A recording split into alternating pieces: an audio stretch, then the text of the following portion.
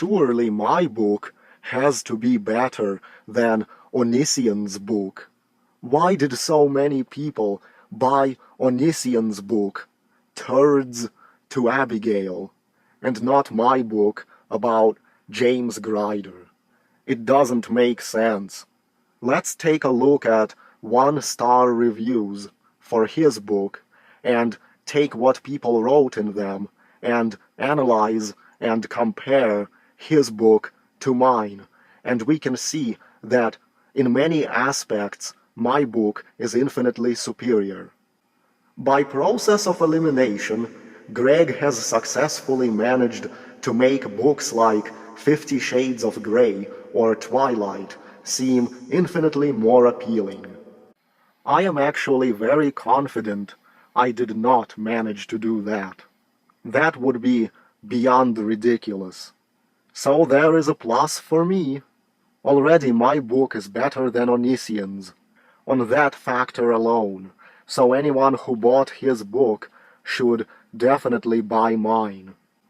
There is at least one run-on sentence per paragraph, and commas are used in the wrong place. I don't believe that's the case with me. Yeah, I probably have some long sentences that go on for several lines, but they're not created through using conjunctions like a run-on sentence would be. I also don't think I have any commas in the wrong place. I'm always pretty certain about where a fucking comma should go. It's incredibly hard to read due to the repetitive words, tense shifts, and plot holes. I used the thesaurus as much as I could, and even borrowed as many idiomatic phrases that I couldn't think up myself from other writers. I don't shift tenses either. And plot holes? I tried to patch up and explain even the smallest things, so there shouldn't be any plot holes. See how much better of a writer I am than Onision already? The story follows the narrator, James, who is basically Onision in his personality. That's actually eerily similar to what I did with my book. I did not know about Onision's book at all when I created James Grider, so the fact that our main characters both share names is a total coincidence.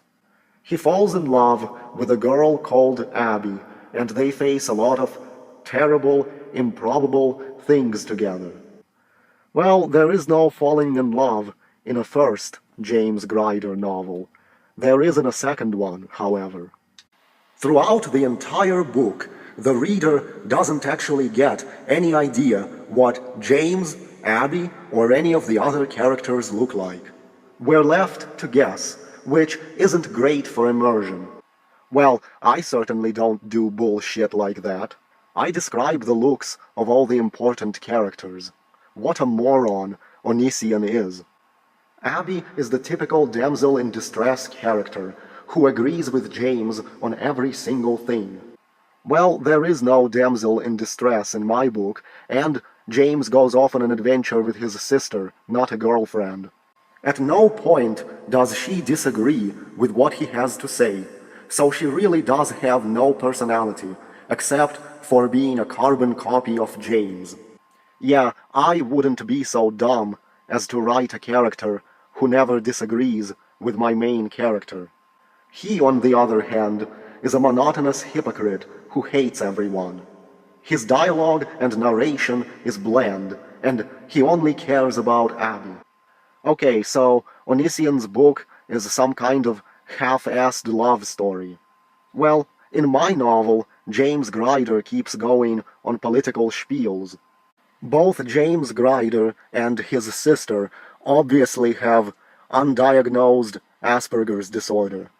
James Grider also uses himself and his own situation as a straw man argument for everything that's political, and basically he wants the entire world changed so everything accommodates him and his needs at the moment.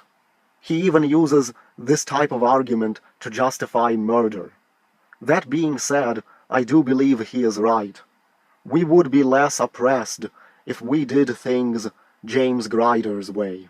Now here's what another reviewer says of Onision's book. The way he wrote this book is odd. It's like you can feel how much he wanted this to be something deep and amazing. However, in reality, it's a good book that barely scratches the surface of topics that he wants you to think he knows a lot about. As for the errors, I found them amusing. I'm still a huge fan of his videos and plan to read the second book. The thing with my book is, I'm not trying to have it be deep. I'm actually following a trashy thriller format. I would be happiest if it could be written like a Pendergast novel, and be about as deep, which is about as deep as a piece of paper is thick. In fact, my book is stuffed with homages to Pendergast novels, even though my characters and what they do is completely unrelated to the type of trashy techno-thriller genre of Pendergast novels. If you have Asperger's, maybe you will relate to my characters. Maybe. I guess angsty teenagers with Asperger's will enjoy it. Maybe the Columbine shooter types will enjoy it. Another thing is, my book will make you lose faith in humanity. It feels like, aside from his sister, there isn't a single kind person in James Grider's life to sit down with him and offer him constructive advice and guide him. Everyone who gets in James Grider's way, from teachers to bullies to angry adults and authority figures, all seem to be shallow, one-dimensional, self-absorbed jerks who look to give a dysfunctional Asperger's teenager a hard time. They want to chide and castigate and react with aggression as if they have no clue that James Grider might be mentally ill, and an approach with honey rather than with salt would make a lot more sense. There are also times where it will seem James appears to have contradicting attitudes. He's angry he has to go on the run. He's angry he has to be stuck in the woods. Then at other times, he says stuff like, "Oh, this is a great experience," or "a great adventure." These are not mistakes. He's actually bipolar, sort of, and his attitude can change based on his brain chemistry, moment to moment. So at times he seems really intelligent and calculating, and he knows what to do and what not to do. Then at other times he's impulsive and could literally kill a person without thinking of consequences. James Grider spends a ton of time feeling sorry for himself. The whole world is just so dark in my book. It's cynicism taken to the utmost. James loves his dog, but then he kicks his dog when it misbehaves, then he is back to loving his dog. The US government is described as corrupt. All authority figures are selfish and corrupt. Funny thing is, James Grider learns nothing from his experiences in the book. He doesn't become a better person or more normal, as normal people who read the book, I assume, might wish. He walks away even more quote-unquote evil and determined to fuck up the world. There are also a lot of convenient coincidences, just to set up instances of adventurous or suspenseful scenes. He and Carmela coincidentally stumble on an RV they hijack.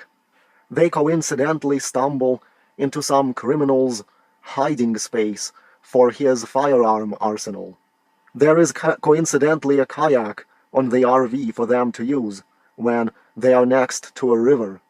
Let's look at more of Onision's book reviews.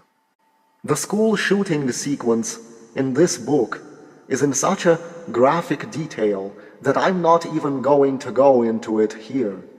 I can't imagine why most of this book is boring, mindless tripe, yet this particular scene and the car accident which caused the death of Davis's character has to be in such a vivid detail.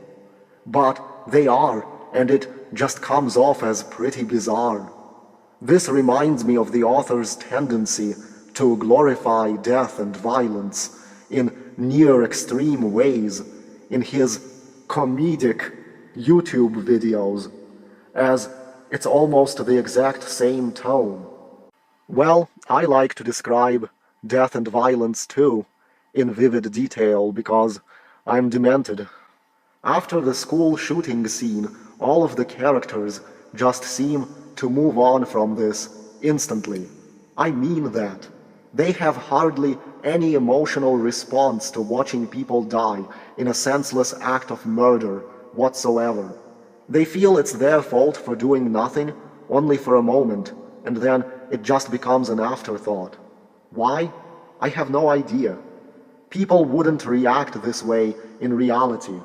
There are still people who witnessed the Columbine incident who are in therapy to this day, and to even insinuate that a character that has been through the levels of emotional trauma and instability, like Abby has, would then just be A-okay after this is stupid. It is absolutely stupid to even think for a moment that it makes any sense to make a broken person essentially just get over something like that. Obviously, this author has no idea at all what PTSD is, how it works, what it does to someone, nor does he even care to look it up for research to this book. It's true, people wouldn't react like something like that is nothing, and good thing unlike Onision, I am intelligent enough to know that. Except James and Carmela aren't left with much PTSD from all their dangerous adventures, but maybe it's because they're sociopaths. I think Onision writes that over 50 people died in that school shooting, or so it says in some review of his book. I wonder if he actually figured out the logistics of a killer being able to gun down 50 students at school. Did he have a high-capacity drum magazine? Did he block escape exits? I think there were also over 100 wounded, so that's a lot of people to fire shots into. Because I read techno-thrillers, I always run up against the logistics aspect of things, because techno-thrillers will try to be scientifically accurate when it comes to accomplishing certain feats.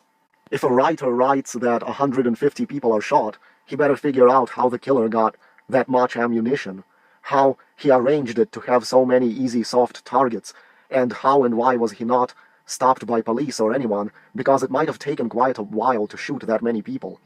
I guess that's the difference between me and Onision when I write. I apply as much critical thinking as I can. But despite me being clearly superior, Onision gets everything and I get nothing. What the fuck does the word Onision even mean?